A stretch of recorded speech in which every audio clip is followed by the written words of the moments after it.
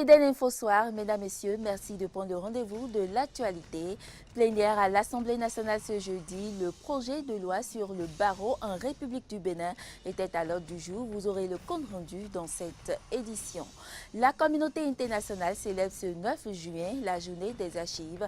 Archives, harmonie, amitié, c'est le thème au cœur de cette célébration.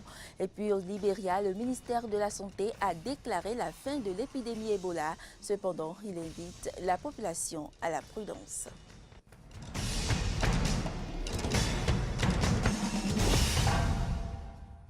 Bienvenue à toutes et à tous.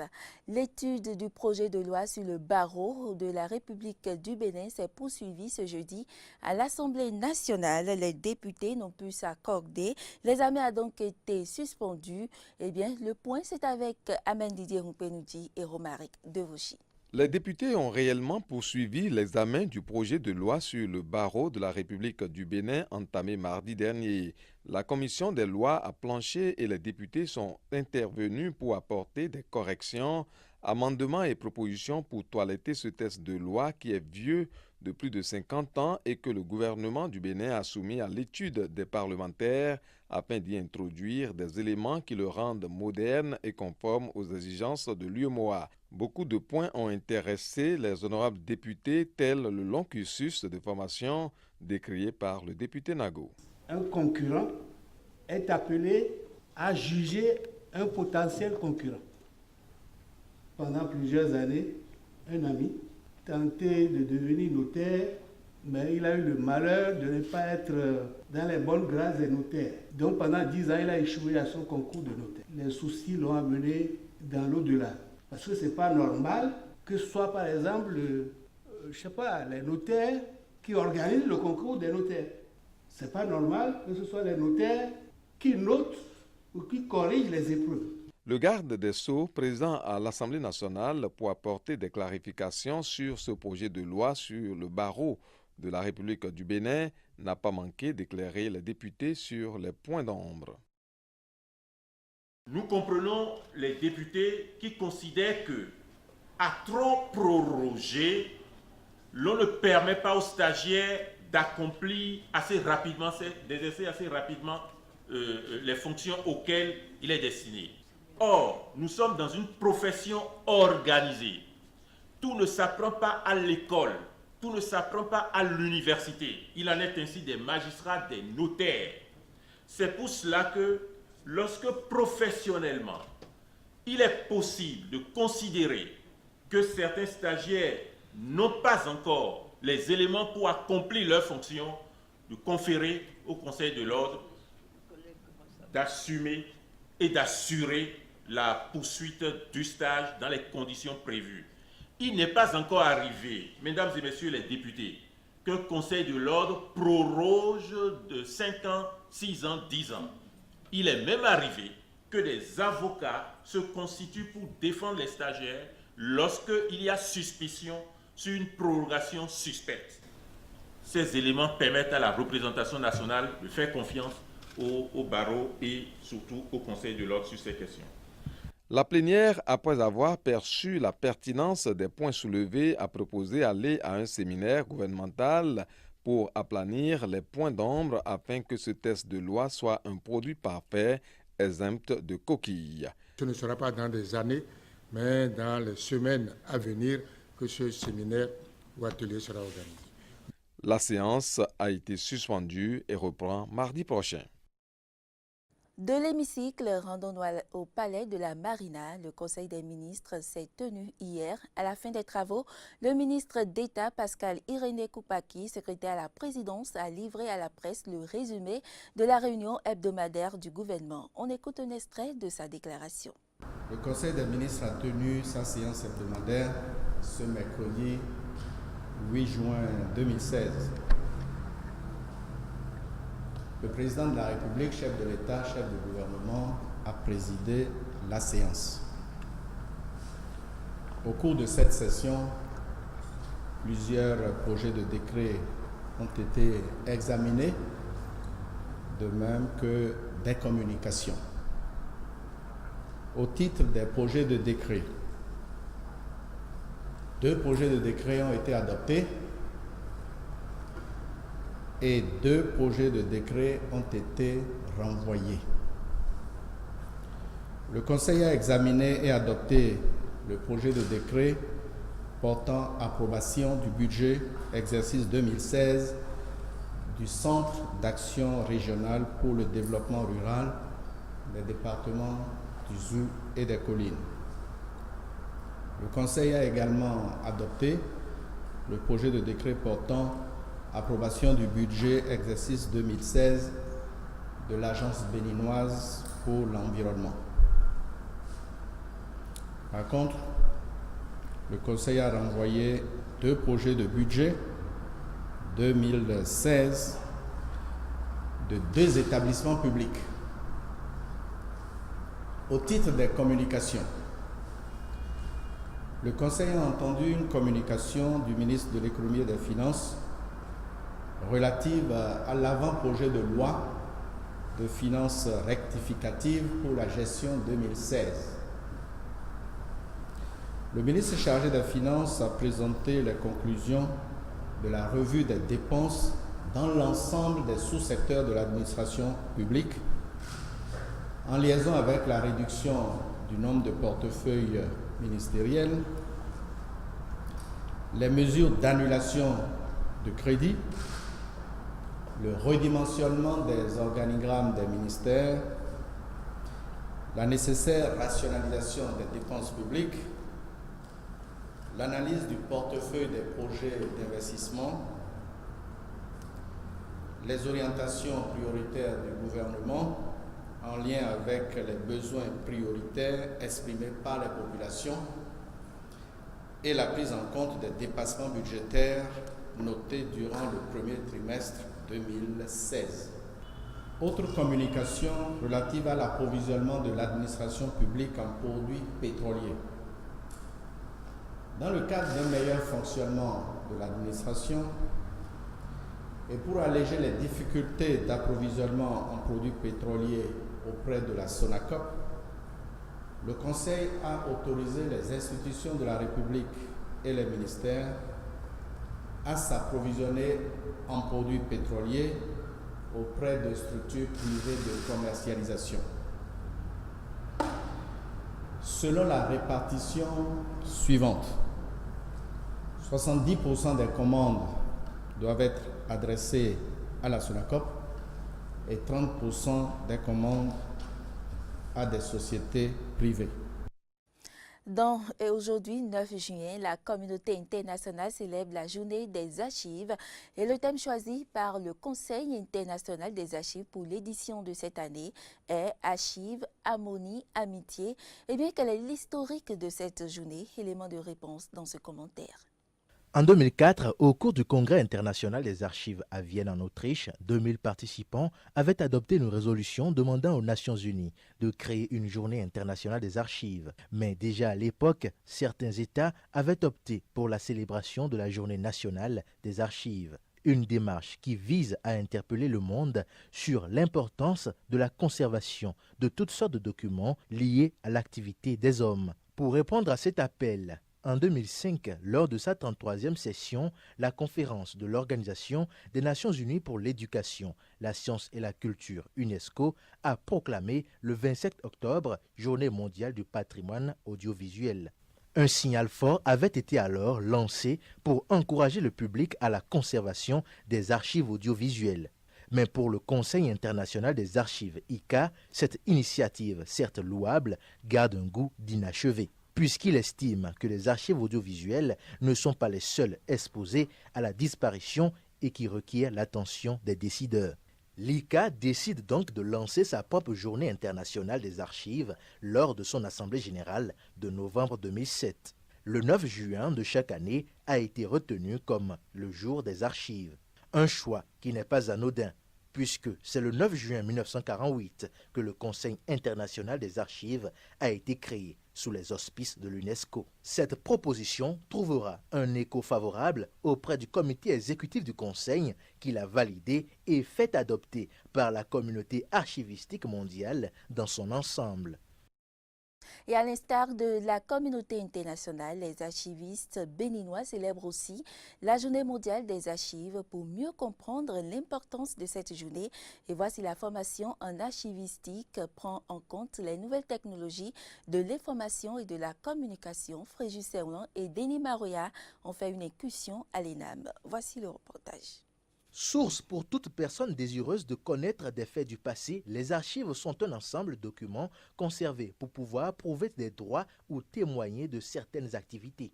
Au fil des années, les méthodes d'archivage se sont beaucoup améliorées au point d'intégrer de nouvelles techniques liées à l'évolution des technologies de l'information et de la communication. Au Bénin, la référence en matière de formation en archivistique est l'ENAM, École nationale de l'administration et de magistrature. Comment cette formation s'adapte-t-elle aux TIC? Présentement, il y a des cours qui sont proposés dans le domaine des archives numériques pour adapter, pour pouvoir permettre aux étudiants d'être en conformité avec les nouvelles technologies de l'information. Il y a des logiciels que des professeurs étudient avec eux dans le cadre de la numérisation, dans le cadre des nouvelles technologies de l'information et de la communication. De plus, l'exigence d'adaptation des méthodes d'archivage aux techniques de l'information et de la communication appelle de la part des formateurs la nécessité de mettre en évidence l'importance des archives. Une archive, ça permet de savoir que telle chose a été effectivement dite, a été faite, a été inscrite dans les documents d'archives. Donc une telle journée, elle est la bienvenue pour que les dirigeants puissent prendre conscience et commencer par considérer, par donner de la valeur aux archives. C'est la preuve de l'existence d'une structure. Et qui n'a pas d'archives n'a pas d'histoire. Les archives permettent à la jurisprudence de s'affirmer. C'est un élément d'archives. On recourt à la juridiction passée pour savoir qu'on avait déjà discuté d'un problème de telle manière. À partir de quand et comment obtient-on une archive? Une fois qu'on crée un document, il est en même temps un document d'archive. Et on appelle ça des archives courantes. C'est géré au niveau des producteurs, des services, dans leur bureau. Après un certain nombre de temps, ils envoient ça maintenant au service de pré-archivage. Et c'est nous qui gardons ces archives selon un certain ordre et par service producteur. On ne peut pas mélanger les archives de deux services. Et après un certain délai, on peut détruire les documents qui n'ont plus de valeur. Et on garde ceux qui ont des valeurs définitives. Et là, on ne les détruit jamais. Par exemple, les dossiers du personnel, donc on les garde indéfiniment. C'est ça qu'on appelle les archives historiques ou définitives. Cependant, être archiviste n'est pas souvent une tâche aisée et est bien différent du travail de bibliothécaire.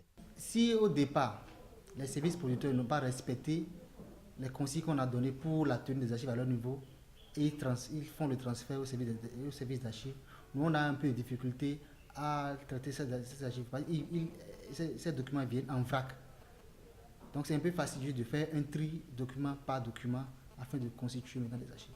Conserver certains documents après triage, lorsqu'on doit classer ces documents-là, là, on se dit archiviste. Alors que quand on est bibliothécaire documentaliste, on traite les documents suivant les normes de documentation et de bibliothéconomie. Et il est vrai qu'on procède au classement, mais c'est des normes différentes qu'on utilise dans le cadre de l'archivistique et dans le cadre de la bibliothèque. Malgré l'existence des archivistes au Bénin, ces administrations peinent à asseoir de bonnes politiques d'archivage, souvent faute de moyens financiers. D'une journée à une autre, il y a plus de 10 ans, à l'occasion du sommet de la Terre et des Nations Unies tenu à Rio de Janeiro, la journée des océans est célébrée désormais tous les 8 juillet de chaque année. À Cotonou, la Direction générale de l'environnement est allée visiter un musée de la biodiversité spécialisé dans l'éducation environnementale. De plus, 2 structures sont également descendues à la plage Donatin à Akpakpa pour prendre connaissance de l'existence des tortues marine. Antoinette Sagbo et Damien Pedro. Océan sain, planète saine, c'est le thème retenu pour célébrer la Journée mondiale des océans ce 8 juin 2016. Pour marquer l'événement, le personnel de la Direction générale de l'environnement s'est intéressé aux espèces marines exposées par une structure spécialisée dans l'éducation environnementale. Ici, vous avez petite partie de la tête d'une baleine. Ce n'est que la boîte crânienne. C'est là où reste le cerveau. Mais vous voyez jusqu'où ça va. Et là, les béninois découpés. Et là, nous avons pu récupérer ça avec les forces navales, les forestiers et autres. On a pu exposer. Ça, c'est une richesse pour le pays. Et ça permet de confirmer que cette espèce-là est malheureusement, tout le temps, on laisse les populations aller découper. Et les gens se rendent malades. En dehors des baleines, des espèces telles que les tortues apparaissent également sur les côtes béninoises. C'est ce qui explique la descente de la Direction générale de l'environnement sur la plage d'Apapa. Ici, la délégation a insisté sur l'importance de la journée des océans. Nous sommes sur cette plage parce qu'il y a la présence des tortues. Tous les jours, quand la marée est haute, c'est que ces tortues viennent sur les enrochements, c'est-à-dire les roches qui ont été déposées pour limiter l'érosion. Ces roches, au fil du temps, sont colonisées par des invertébrés, par des algues et autres. Et ça devient une aire d'alimentation pour cette espèce de tortue. Cette journée, c'est pour nous montrer l'importance de la mer par rapport à notre vie sur Terre. Elle contribue à tout ce qu'il nous faut pour notre hébergement, nourriture, etc. Malheureusement, les pressions humaines telles que la pêche illégale, les pratiques d'aquaculture non durables, la pollution marine et l'acidification des océans ont des effets néfastes sur les plans d'eau. Il y a près de 80% de la pollution qui est due à la pollution terrestre. C'est surtout les déchets plastiques qui constituent un énorme danger pour les ressources marines. Des actions de protection et de sauvegarde doivent être mises en œuvre pour éviter la disparition de ces espèces marines. Et si cet habitat est respecté, est conservé, c'est que ces tortues viendront toujours là et pourront devenir peut-être, cet espace peut devenir une source de devises pour notre pays. Ça veut dire que des actions prochaines à faire avec l'autorité, c'est d'étudier les possibilités de transformer ici en une aire protégée pour pouvoir aider la biodiversité et aider les communautés locales. Les actions de sensibilisation doivent continuer et en œuvrant à la protection de l'océan, on œuvre également pour avoir une planète saine. Pour donner un caractère symbolique à cette journée des océans, le personnel de la Direction générale de l'environnement a mis en terre quelques plants de cocotiers sur la plage de Donatin, derrière l'hôtel Eldorado. L'actualité hors du Bénin, la dernière résurgence d'Ebola au Libéria, ultime pays encore touché par l'épidémie qui a ravagé une partie de l'Afrique de l'Ouest, est terminé, a déclaré le ministère de la Santé du Libéria. Cependant, il a invité la population à la prudence, rappelant que les précédentes déclarations avaient été suivies de la découverte de nouveaux cas au Libéria, en Guinée ou en Sierra Leone, ces trois pays ayant été les plus touchés par l'épidémie depuis son apparition fin 2013 dans le sud Guinée. Les insurgés islamistes Shebab ont mené une nouvelle attaque d'envergure ce jeudi dans le centre de la Somalie contre une base éthiopienne de la mission de l'Union africaine qui tente de stabiliser le pays. Les deux camps avançant des bilans fortement contradictoires. Les Shebab affiliés à Al-Qaïda ont revendiqué l'assaut contre la base d'Algan dans la région de l'Iran et affirmé avoir tué 60 soldats éthiopiens. Addis Abeba, pour sa part, a assuré que 101 djihadistes étaient morts dans cette attaque. Selon une étude menée en 2013 par l'organisation non gouvernementale Food for All, plus d'un quart de la nourriture au Ghana est gaspillée. Et pour permettre aux plus démunis d'avoir accès à la nourriture, c'est justement pour ça que l'organisation créée par Elijah Ado s'est investie à recycler le surplus des aliments jetés dans les poubelles. Reportage. Comme dans les plus riches pays occidentaux, au Ghana aussi, les poubelles sont pleines de richesses gaspillées dans les denrées alimentaires, alors que plus d'1 million d'enfants ghanéens ne sont pas correctement nourris par leur famille, selon une étude de l'UNICEF en 2016. Et c'est pour mettre fin à cette situation que le chef ghanéen Elijah Amouado a lancé depuis quelques années une organisation non gouvernementale, Food for All Ghana, qui collecte les surplus alimentaires afin de les distribuer aux plus démunis. Before Food for All Africa programs, Avant que les programmes de Food for All ne commencent, la plupart des organisations bénéficiaires, comme les hôpitaux psychiatriques, obtenaient difficilement de la nourriture pour leurs patients parce qu'ils dépendent de la bienveillance des personnes et de leurs dons qui n'arrivent pas toujours. Mais avec le début de Food for All, on complète ces dons en récupérant régulièrement de la nourriture afin de pouvoir nourrir nos bénéficiaires. Nous croyons que l'Afrique produit assez de nourriture complétée avec ce que nous importons pour compléter notre production alimentaire. Cependant, les failles au sein de notre chaîne d'approvisionnement alimentaire fait que 40% de la nourriture finit en gaspillage alimentaire au sein de la chaîne d'approvisionnement. En tant qu'organisation qui gère la première banque alimentaire d'Afrique de l'Ouest au Ghana, à un rythme hebdomadaire, nous récupérons près de 15 000 $ en produits alimentaires qui auraient été gaspillés tout au long de notre chaîne d'approvisionnement au Ghana. L'un des objectifs de Elijah Ado est que chaque Ghanéen puisse manger à sa faim, qu'il s'agisse d'orphelins, des handicapés, des toxicomanes, des malades mentaux ou des laissés pour compte. Mais le fondateur de l'ONG nourrit d'autres ambitions au-delà du Ghana.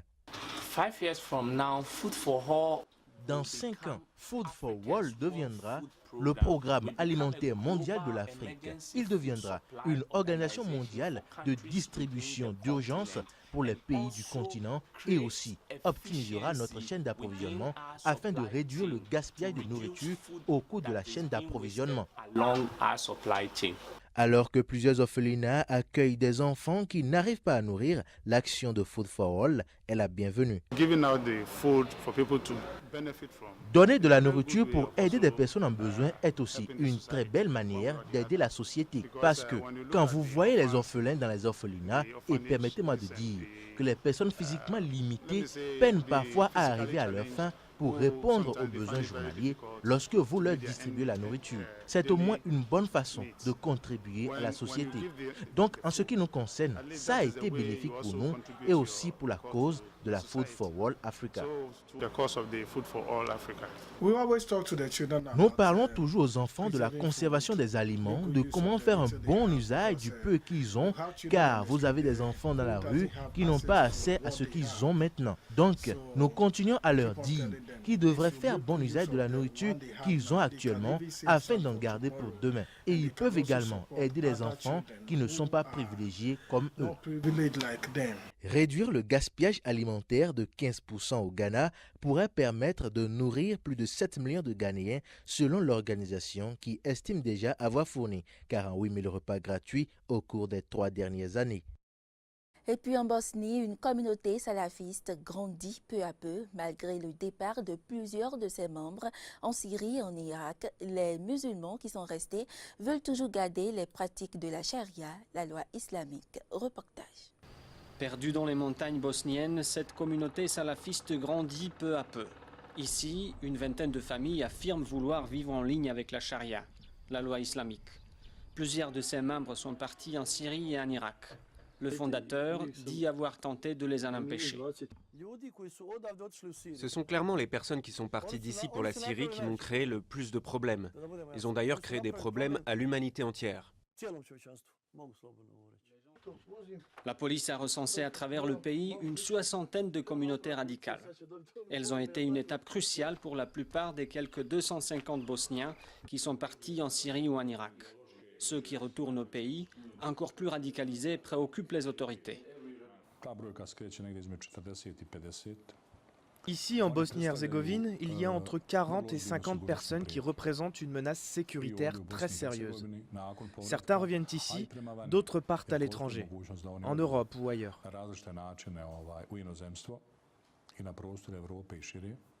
Depuis un attentat islamiste fin 2015 dans lequel 2 militaires ont été tués, la communauté islamique essaye de placer ces petits groupes rebelles sous son contrôle. À Tuzla, deuxième ville du pays, Emir Çaić, un autre imam autoproclamé, reproche à ses instances officielles d'être corrompus.